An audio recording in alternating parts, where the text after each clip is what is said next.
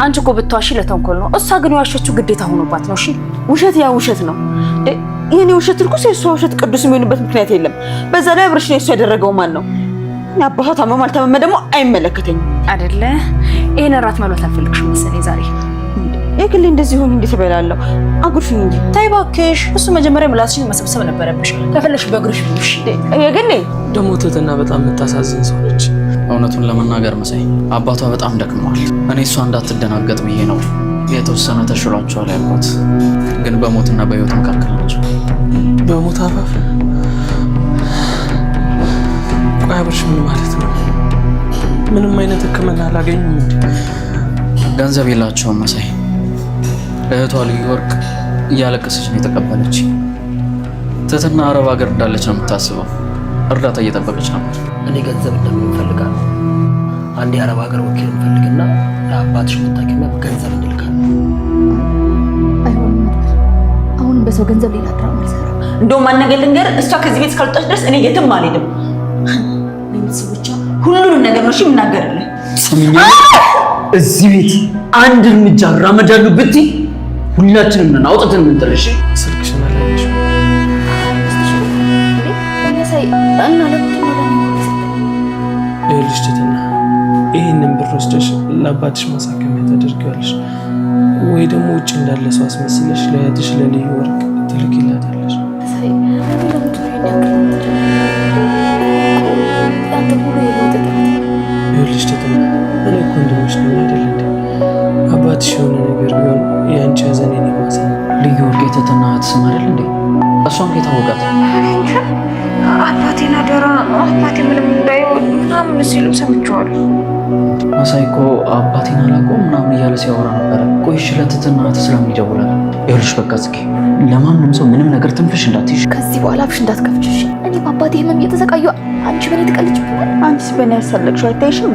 ምን ሆናችሁ ነው የምትጫጫሁት? ያንቺ ደውዬ ሁሉም ነገር እናገራለሁ። ይህን ነገር እንዳታደርጊ። አንተ ማነህ? የትህትና ጠበቃ ነህ? ዶን ካደረኩት ቆየሽ።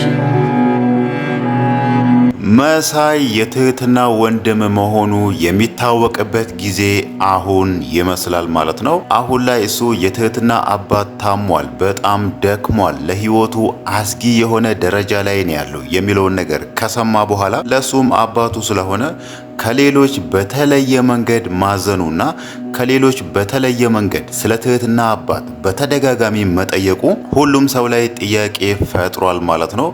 በእርግጥ ጽጌ ዛሬ ላይ ለአብርሽ የነገረችው ነገር አለ። መሳይ እዛ ጋር ተደብቆ ለትህትና እህት ደውሎ አባቴን አደራ የሚለውን ነገር መናገሩ አብርሽ ላይ የሆነ ጥያቄ ጭሮበታል ማለት ነው።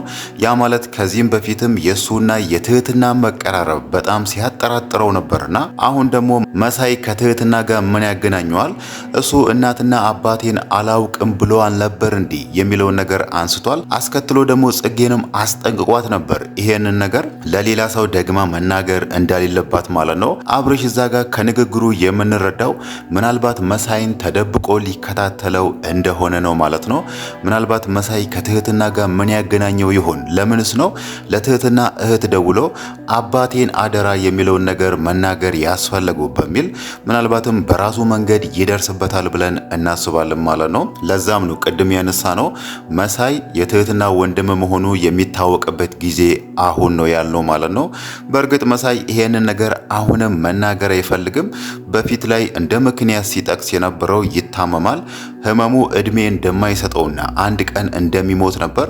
እኔ ሞቼ ለቤተሰቦቼ ሀዘን ከማተርፍላቸው ልጃችን አልተገኘም እንዲሁ ጠፍቶ ቀረ የሚለውን ነገር አስቦ ቢኖሩ ይሻላቸዋል እንጂ ልጃችን ተገኝቶ ምንም ያህል ሳይቆይ ነው የሞተው በሚለው ቀሪ እድሜያቸውን እንዲያዝኑ አልፈልግም በሚል ነበር ህመሙ እንደሚገለው በህይወቱ ተስፋ ቆርጦ ይሄንን ነገር መናገር ያልፈለገው ማለት ነው።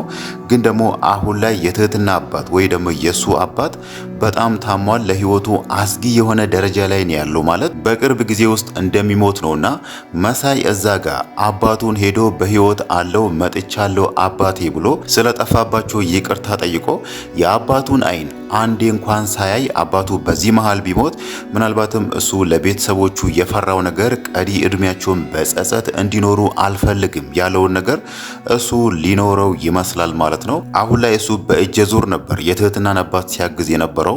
እዛ ጋር ትህትናን 25,000 ብር ለብዙ ጊዜያት ሲያጠራቅም የነበረውን ነገር ለመድኃኒቱ መግዣ የሆነው ዘንድ ተጠንቅቆ ያስቀመጣትን ገንዘብ ነው ዛሬ ላይ ለትህትና አባት የሰጠው ማለት ነው። ያ ማለት አብርሽ እዛ ጋር የነገረው ነገር አለ።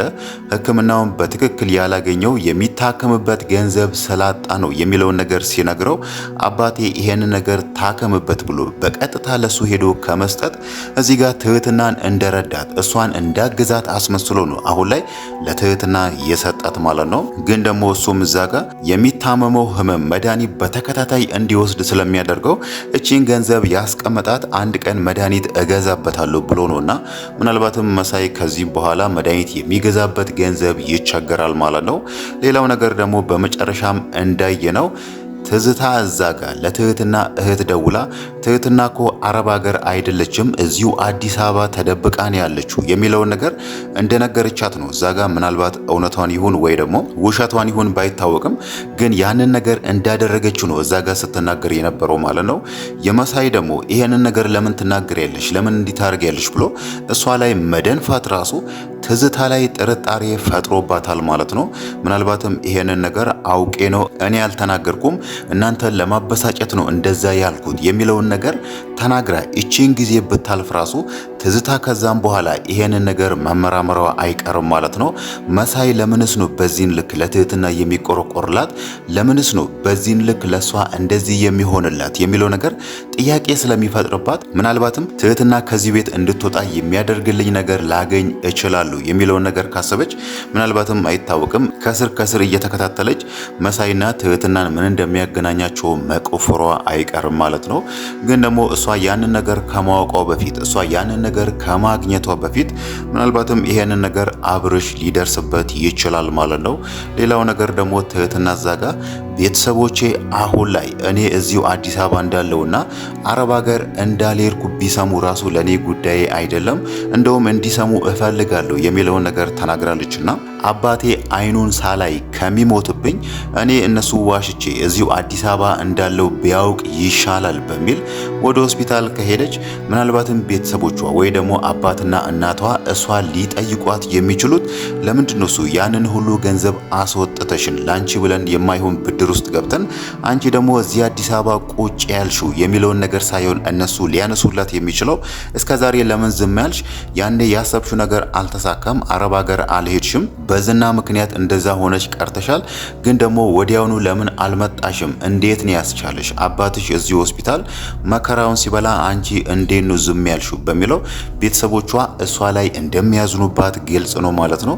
ያውኛ እንዳነሳ ነው የሚያዝኑባት አረብ ሀገር ለምን አልሄድሽም ሳይሆን እስከዛሬ እኛ እዚህ አዲስ አበባ ሆስፒታል ውስጥ መከራችንን ስንበላ ለምን መተሽ አላየሽንም በሚለው እንደሚያዝኑባት ግልጽ ነው ማለት ነው። እሷም አሁን ላይ ይሄንን ነገር በጸጋ ለመቀበል የተዘጋጀች ይመስላል ማለት ነው። እነሱ የሚሉኝን ነገር ተቀብዬ የአባቴን አይን ባይ ይሻለኛል ብላለችና ምናልባት ትህትና አሁን ላይ ወደ ቤተሰቦቿ የምትሄድበት ሰዓት ነው ማለት ነው።